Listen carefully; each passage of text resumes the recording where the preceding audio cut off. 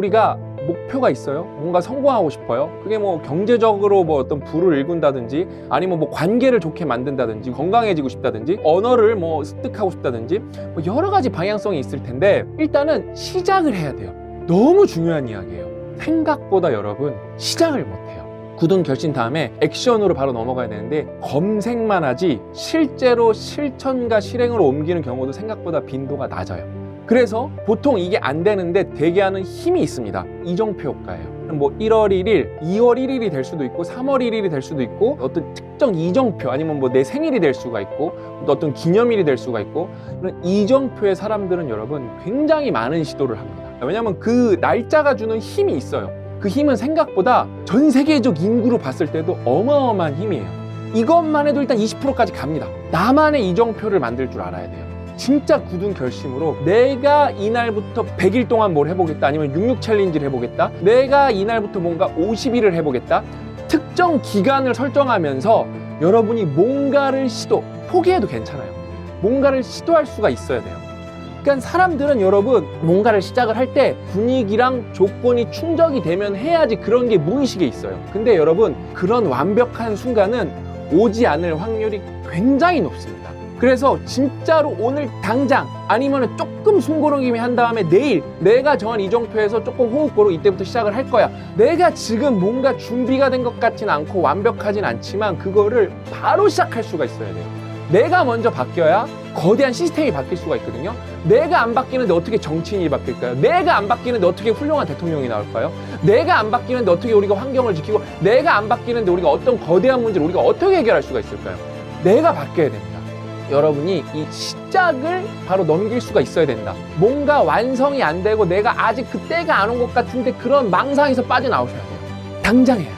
실행력이 여러분 제일 중요합니다.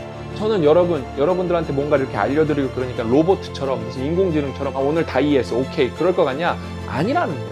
회사 가서 이런 적도 있어요. 잠깐 이렇게 눈만 감고 있어야지 그랬는데 1시간 잠든 적도 있어요. 저도 여러분 사람이고 부족한 게 많은 사람입니다.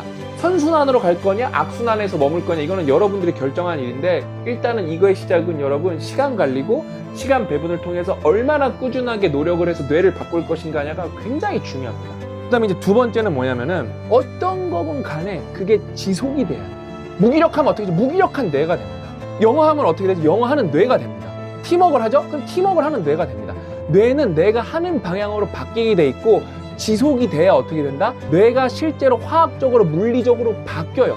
말장난으로 내가 바뀌는 게 아니라 뇌 구조가 진짜로 여러분이 해부해봤을 때 바뀌어 있다니까요. 그래서 고 작가님이 66 챌린지라는 걸 만들어 본 거고 그 66 챌린지가 대대적으로 업그레이드 돼서 막 분야가 달라지고 단톡방에서도 여러분 인증을 더 집계할 수 있게 막 프로그램도 개발하고 있고 진짜 진심이에요. 여러분 한 번에 뇌가 바뀌지가 않아요. 그러니까 절대 뭐든 한 번에 바뀌지가 않습니다. 근데 생각보다 많은 숫자, 생각보다 많은 비율이 뭐 한 번 해놓고 두 번 해놓고 세 번 해놓고 왜 안 바뀌지? 나는 왜 안 되지? 이렇게 좌절하는 사람이 너무 많다는 거예요. 당연한 거예요. 당연히 안 되는 거예요. 사고방식이 바뀌는 것도 저는 뇌가 바뀌었다고 생각하거든요.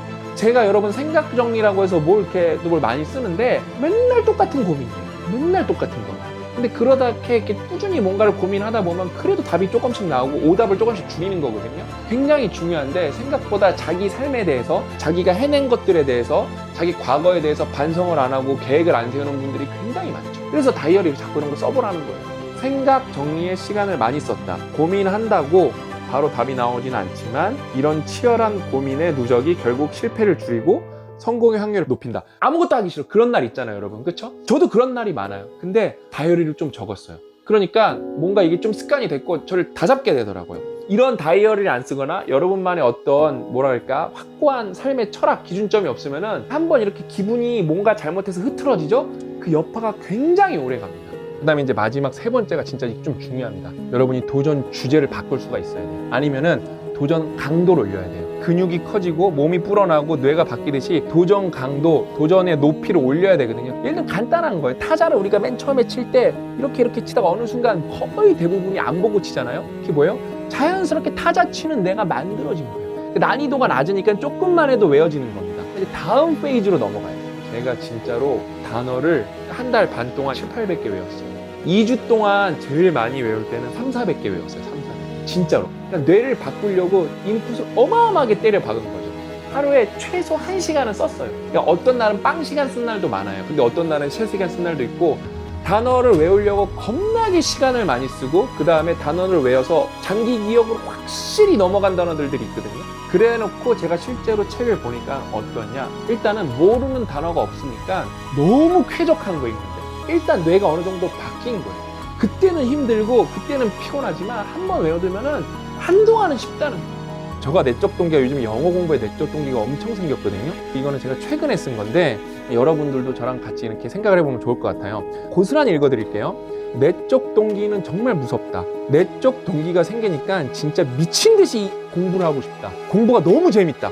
효과, 전투력, 이해도 모든 면에서 지금 최고다. 제가 이런 걸 적었어요. 근데 여러분, 저는 이거를 며칠 전에 적은 거거든요. 근데 저는 이거를 적었다는 걸 절대 기억하고 있지 않아요. 다 까먹어요. 그래서 뭐다? 기록이 기억을 이긴다는 거예요. 이거를 1년, 2년 이렇게 보죠? 그러면은 5년 뒤를 되돌아봤을 때 안 바뀔 수가 없어요. 이게 어마어마하게 좋은 습관이고, 그렇게 시스템을 믿어야지 여러분 생각을 절대 믿으면 안 돼요. 그러니까 너무 어렵게 목표를 잡지 마시고 1시간을 잡으세요. 1시간. 하루도 잡지 마세요. 내일 1시간 책을 읽어보겠습니다. 내가 1시간 실패했어? 그럼 어떻게 해요? 30분만 잡으세요. 30분 실패해서 그럼 어떻게 하면 돼요? 10분 잡으세요. 10분 성공했어? 15분 넘어가는 겁니다. 이악 물고 넘어가는 거예요.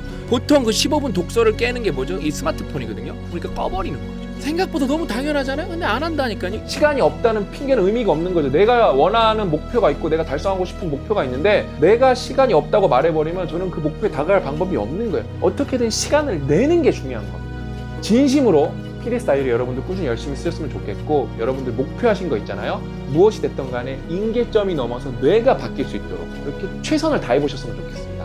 제가 앞으로도 계속 리마인드 해드리고 동기부여 해드리고 멱살 캐리 해드리고 응원해드리겠습니다. 아셨죠?